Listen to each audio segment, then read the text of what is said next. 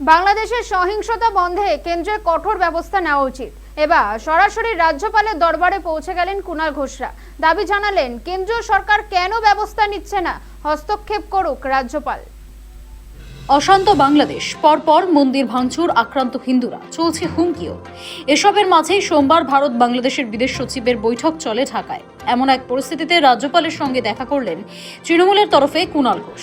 নগেন্দ্র মঠ ও মিশনের তরফে রাজ্যপালের সঙ্গে বৈঠক হয়েছে। বৈঠক শেষে বেরিয়ে তৃণমূল নেতা কুণাল ঘোষ বলেন, কেন্দ্রীয় সরকার কেন ব্যবস্থা নিচ্ছে না, হস্তক্ষেপ করুক রাজ্যপাল। বিদেশ সচিব বৈঠক করছেন, কিন্তু ফলাফল চাই। রাজ্যপাল কেন্দ্রকে হস্তক্ষেপের আর্জি জানাবেন। বৈঠক শেষে দাবি কুণাল ঘোষের।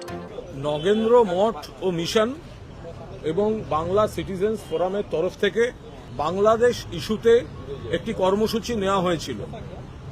সেই কর্মসূচি থেকেই সিদ্ধান্ত হয়েছিল যে নগেন্দ্র মঠ ও মিশন এবং বাংলা সিটিজেন্স ফোরাম তারা দাবি করছেন যে বাংলাদেশে যে সংখ্যালঘুদের উপর অনভিপ্রেত আক্রমণ এবং ঘটনা ঘটছে, এটা থামাতে অবিলম্বে কেন্দ্রীয় সরকারকে যথাযথ ব্যবস্থা নিতে হবে। তা আপনি রাজ্যপাল হিসাবে আপনি কেন্দ্রীয় সরকারকে কমিউনিকেট করুন। বিদেশ সচিব গেলেন, যেতে পারেন, আমরা তা নিয়ে বক্তব্য রাখার কেউ নই, কিন্তু যারা হামলা করছে বা করাচ্ছে তাদের সঙ্গেই মিটিং করে চলে এলেন আর এফেক্টিভ কোনো রেজাল্ট হলো না, তাতে লাভ কি? আমাদের দরকার, আমরা চাই ভারত হোক, বাংলাদেশ হোক, পৃথিবীর সব জায়গায় সংখ্যালঘুরা সুরক্ষিত থাকুক। সোমবার রাজভবনের বাইরে দাঁড়িয়ে কুণাল ঘোষ বলেন, রাজ্যপালকে একটি স্মারকলিপি দিয়ে বলা হয়েছে, বাংলাদেশে যে ঘটনা ঘটেছে কেন্দ্রীয় সরকারকে সক্রিয় হতে হবে, কেন্দ্রীয় সরকারকে যথাযথ ব্যবস্থা নিতে হবে। এটা তো রাজ্য সরকারের এখতিয়ার নয়। রাজ্যপালের কাছে অনুরোধ, অবিলম্বে কেন্দ্রীয় সরকারের সঙ্গে যোগাযোগ করুক রাজ্যপাল, যাতে বাংলাদেশের উপর একটা চাপ তৈরি করা যায়। মাননীয় মুখ্যমন্ত্রী মমতা বন্দ্যোপাধ্যায় খুব স্পষ্ট করে বলেছেন, বাংলাদেশের ঘটনায় আমরা দুঃখ পাচ্ছি, কিন্তু বাংলাদেশের ঘটনায় ওটা আলাদা দেশ, আমরা একটা রাজ্য, ফলে আমাদের এখতিয়ার নেই আন্তর্জাতিক ইস্যুতে কোনো ব্যবস্থা নেয়ার। এটা কেন্দ্রীয় সরকারকেই নিতে হবে, কেন্দ্রীয় সরকারকে সক্রিয় হতে হবে, কেন্দ্রীয় সরকারকে যথাযথ ব্যবস্থা নিতে হবে।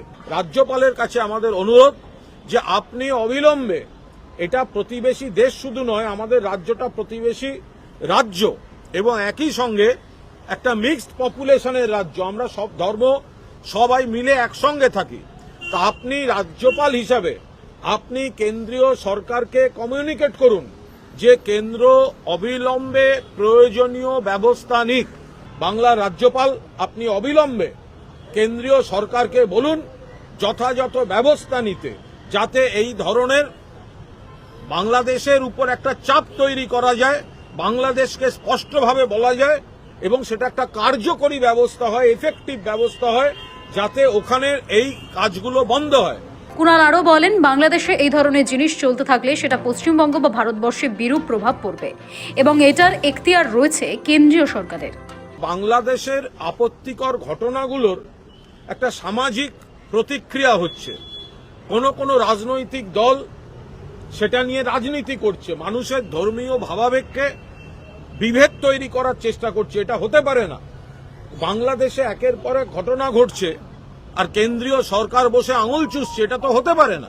হিন্দুরা মার খাচ্ছে আর সেটা না থামিয়ে এখানকার বিজেপি হিন্দু ভোট মার্কেটিং করতে নেমেছে, এই রাজনীতিটা চলতে পারে না।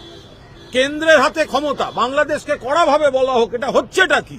মাননীয় রাজ্যপাল পুরোটা শুনেছেন, এ বিষয়ে কিছু আলোচনা হয়েছে এবং তিনি অন্তত আমাদের জানিয়েছেন যে তিনি এটা কেন্দ্রের সঙ্গে কমিউনিকেট করবেন। বাংলাদেশকে সামনে রেখে বিজেপি যে হিন্দু ভোটকে একজোট করার কৌশল নিয়েছে তা বুঝতে পারছেন তৃণমূল নেতৃত্ব।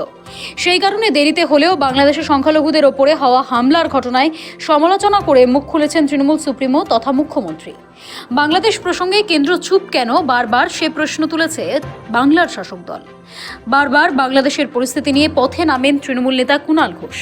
হাতে ভারতের পতাকা নিয়ে তিনি মিছিলেও হাঁটেন। নগেন্দ্র মিশন এবং বাঙালি নাগরিক ফোরাম এই মিছিলের আয়োজন হয়। মিছিল থেকেই বাংলাদেশ প্রসঙ্গে তোপ দাগেন কেন্দ্রকে, বলেন কেন্দ্রীয় সরকার কিছুই করছে না, বাংলাদেশের সহিংসতা বন্ধে তাদের কঠোর ব্যবস্থা নেওয়া উচিত। এবার সরাসরি পৌঁছে গেলেন রাজ্যপালের দরবারে। দাবি জানালেন কেন্দ্রীয় সরকার কেন ব্যবস্থা নিচ্ছে না, হস্তক্ষেপ করুক রাজ্যপাল। সৌভিক সান্যালের রিপোর্ট, সময় কলকাতা।